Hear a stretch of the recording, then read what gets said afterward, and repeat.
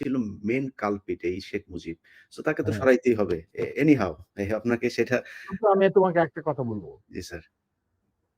যাতে আমি একজন মুসলমান হিসাবে বা একজন মানুষ হিসাবে হুম, কেউ কোন মানে মানুষ বা একজন মুসলমান হিসাবে আমি কাউকে জাতির পিতা, জাতির মাতা, জাতির ভগ্নী, জাতির ভাতিজা এগুলি আমি মানি না।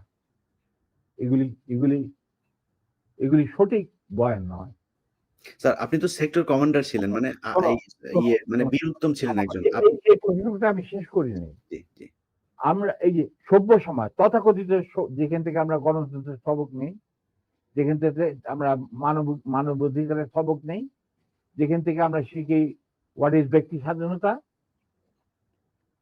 বলার স্বাধীনতা, এই সমস্ত যারা যেখান থেকে আমরা সবক নেই সেই সমস্ত দেশে কি জাতির পিতা, জাতির সীতা, জাতির বাতা, এই সমস্ত আছে?